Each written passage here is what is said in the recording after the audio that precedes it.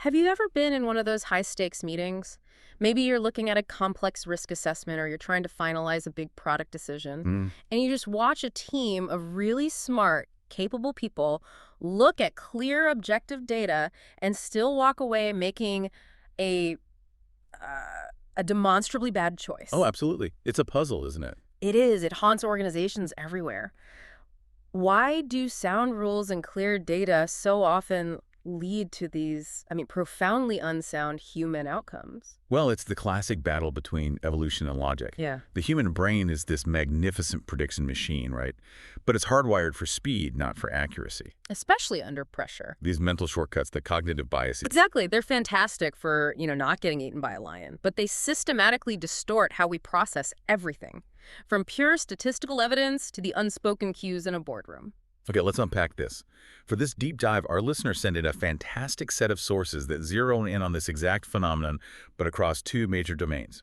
First, how our own deeply ingrained personal biases corrupt how we interpret objective, rule-based machine learning models. And second, how those biases scale up, how they become exponentially more destructive when people get together in groups, leading to these massive collective failures. That's the core mission today, then. That's it. We have to tear down this assumption that interpretability is just about, syntactic comprehensibility. Can you read the words the algorithm spits out? Right. The sources show the profound truth is that human interpretation is systematically filtered and distorted by dozens of cognitive biases. We need to understand exactly where those distortions happen, starting with how we look at objective data. So let's get into the cold, hard numbers side of things, specifically in the world of machine learning, or ML, rules. When a model gives you a logical rule, that classic, if A and B, then C, it always comes with those two statistical chaperones, confidence and support. And they are absolutely crucial statistical concepts. Confidence is the strength of the evidence. So basically, the probability that C is true if A and B are met. Okay. And support is the weight of the evidence. The sheer sample size, or how often this rule actually showed up in the data. But right here is where the very first psychological trap is sprung. The bias, known as insensitivity to sample size. And this is where analysts, even the expert ones, systematically pick what feels precise over what's actually statistically sound, isn't it? Precisely. Humans tend to fixate on confidence, that big, high probability number, while at the same time downplaying or just ignoring support, the statistical volume behind it. So like in the mushroom example from the source material. Exactly. Take a rule for classifying mushrooms. If veil is white and odor is foul, then mushroom is poisonous. It might have this incredibly attractive confidence of, say, 90%. Which sounds great. It sounds great. Mm. But if the support is only 5%, that means the rule is based on just 5 out of every 100 data points. That 90% confidence, though, it gives us this satisfying feeling of certainty. We feel like we found a reliable predictor, and we mentally anchor to that strength no matter how weak the base is. And the sources highlight why we ignore that low weight. It's often presented in a deceptive way. If an algorithm shows support as a relative percentage, say 0.1%, that sounds tiny. Safely minuscule, maybe even irrelevant. But the context is everything. Everything. If the database has 5 million movies, 0.1% means that rule applies to 5,000 instances. But if the database only have 100 entries, 5% support means the rule is based on just 5 instances. Wow. The analyst has to be forced to confront the support as an absolute number to correctly assess the rule's true reliability and its risk. That's fascinating. So the abstraction of big data makes us ignore the statistical grounding. But what about the quality of the rule itself? How do our personal histories, our subjective experiences, filter how we see these objective data conditions? Well, this moves us into biases that are driven by familiarity. We rely so heavily on the recognition heuristic. We give automatic preference and higher credibility to things we immediately recognize or feel familiar with. Let's go back to that mushroom example. How did that actually play out in the source? So in the experiments, analysts were shown various classification rules. They often favored rules that mentioned conditions they associated with, pleasant or familiar experiences. It makes us smell. Exactly. One analyst preferred a specific rule because it mentioned anise smell. And their reasoning was, anise smells nice, and in my experience, nice-smelling things aren't poisonous. This was entirely subjective. It's a mental shortcut. not based on the rule's actual statistical performance at all. It's almost impossible to turn that filter off. You see anise, and your brain just goes to the known safe category, and that automatically increases the perceived plausibility of the whole statement. And the other side of that same coin is ambiguity aversion. It's our inherent tendency to prefer known risks over unknown risks. Okay. If a rule has a condition that's unfamiliar or vague or ambiguous, analysts tend to just shun it. In the study, people avoided rules that mentioned the smell of creosote because they simply didn't know what that smelled like. So they just assumed the worst. They assumed the unknown condition was predictive of a worse outcome, the poisonous mushroom, simply because the word itself was unknown. That fear of the unknown pushes them toward rules they can mentally justify, even if the creosote rule was statistically much stronger. I mean, this clearly shows why human psychology is the most unpredictable part of the whole ML interpretation loop. It really is. So if these biases are triggered by our fast automatic judgments, how do we design interfaces and processes that force the analyst to actually slow down? That's the perfect transition into debiasing strategies. And the first step, as the source suggests, is foundational. It's training. Training improves statistical literacy and reasoning, making sure users genuinely understand concepts like the law of large numbers and why sample size is just paramount. But training can only take you so far. We need systemic preventative measures that are built right into the software itself. Yes. That means presentation adjustments that fight our natural tendency to just fixate on the one single most positive-looking number. It's exactly right. First, you present support as an absolute number. Force the analyst to confront the literal size of the evidence base. Second, and this is a key technical detail, algorithms should provide confidence intervals for the rule's confidence measure. Can you elaborate on that? Why is showing a confidence interval a stronger psychological countermeasure than just showing that flat 90% confidence score? Well, the intervals say 82% to 98% communicates the range of uncertainty that's inherent in the measurement, given the sample size. Oh, okay. It forces the analyst to confront not just the best estimate, the 90%, but the possibility that the true confidence is significantly lower at 82. This directly combats our human desire for certainty by embedding statistical humility right into the presentation itself. Brilliant. It shifts the focus from a fixed point of truth to a spectrum of reliability. And beyond those core stats, analysts are often scrolling through hundreds of rules, which leads to biases just from mere exposure. That volume is incredibly problematic. Two key biases emerge here. The reiteration effect, or illusory truth, which says that the more you see something, the more believable it becomes. Even if you dismissed it at first. Even if you initially dismissed it. Seeing 10 redundant low-strength rules can subconsciously make the one strong, similar rule you see later seem much more plausible. And then there's the primacy effect, where the very first rule you see just sets the stage. Yeah. And it disproportionately influences how you interpret everything that follows. Yes. To combat these exposure and order effects, designers need to optimize how the rules are organized. They should be sorted by strength, sourcing the most statistically robust rules right to the top. Makes sense. Developers should also use clustering or pruning algorithms to get rid of redundant, similar rules.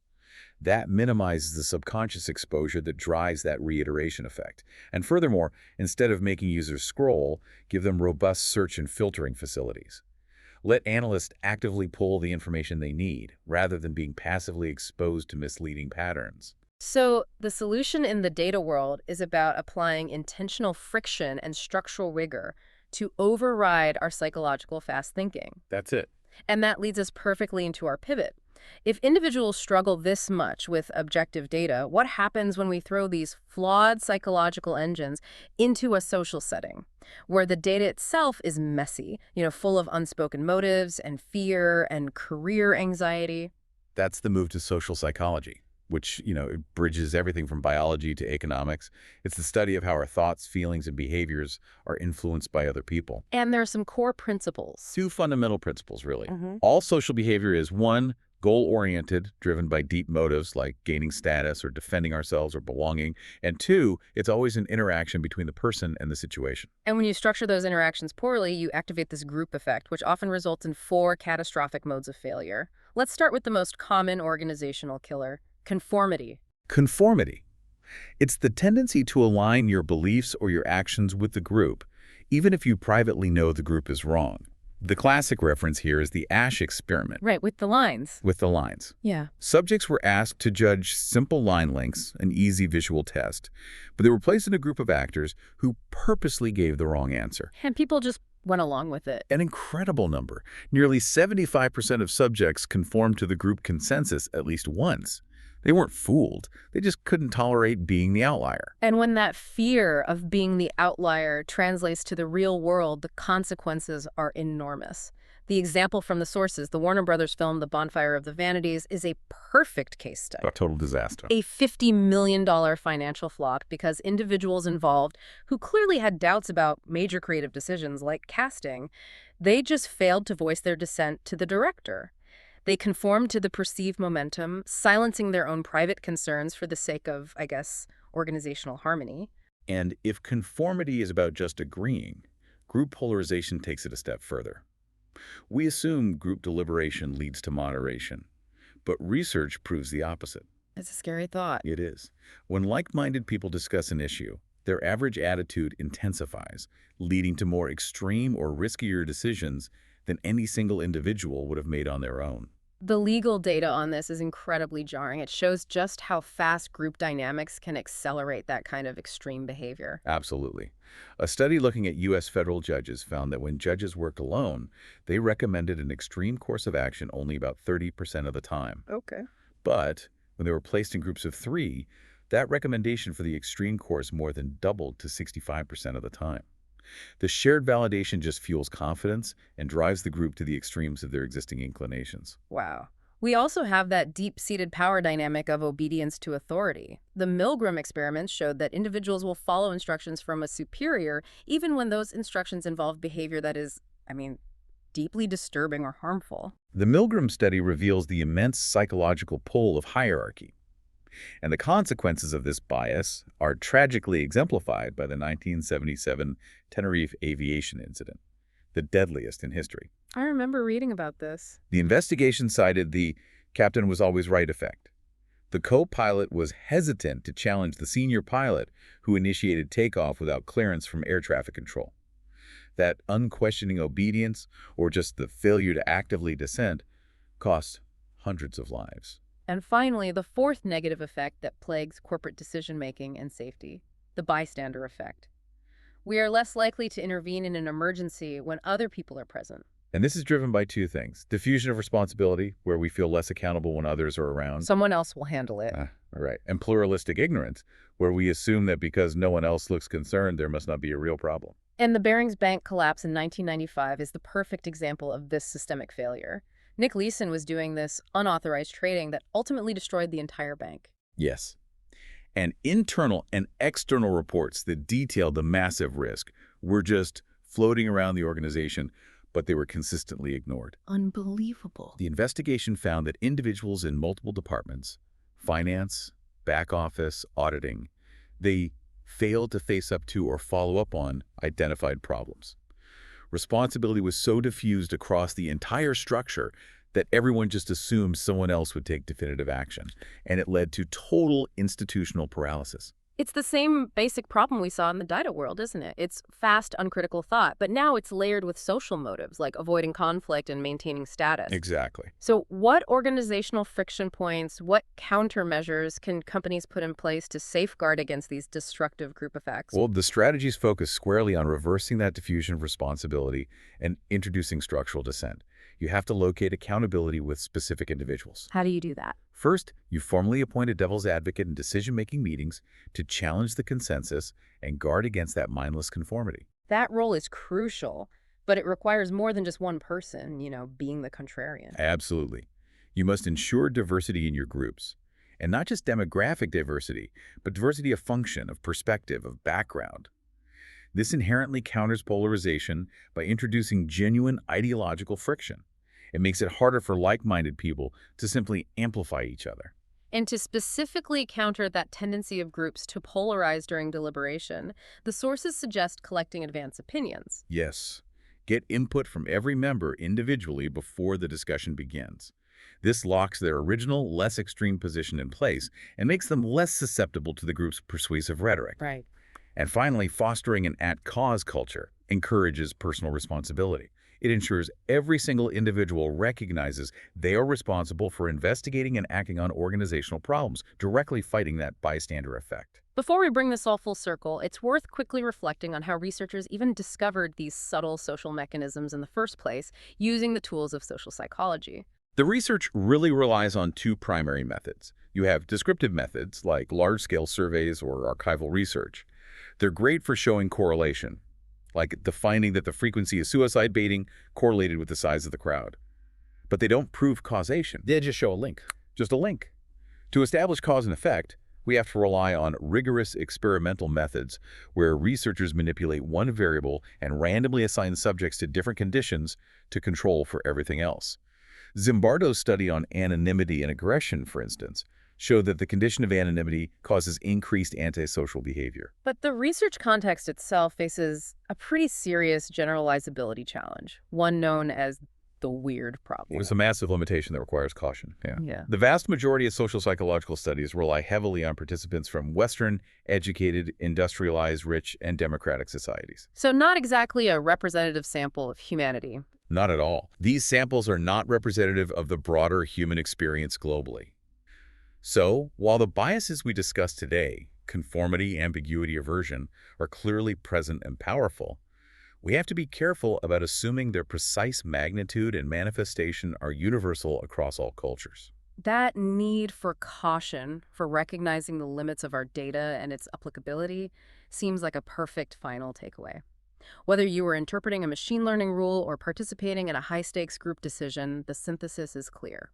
Human psychology is the weak link. It always is. Our biases operate at the individual level, where we prioritize the recognized rule over the statistically foreign one, or the high confidence score over the small sample size, and then they just scale up and intensify at the group level, leading to polarization and systemic irresponsibility.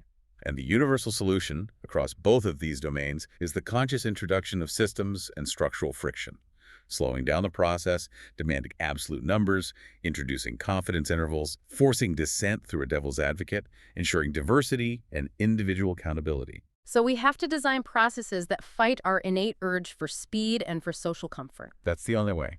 The source material highlighted that objectivity isn't just about having clean mathematical data, it's about optimizing the process of looking at that data. Training and explicit presentation changes can successfully mitigate cognitive biases in ML interpretation because they force a more deliberate, systems-based approach. So, here's the provocative thought for you to chew on. If we know that the interpretation of highly objective mathematical algorithms is so easily distorted by psychological shortcuts derived from a weird sample of humanity, no less, what does that imply for how accurately we interpret things that are inherently subjective? Things like our own memories, our motivations, or the nuanced, unspoken behavior of our friends and colleagues. You are now much better equipped to explore that complex bias landscape.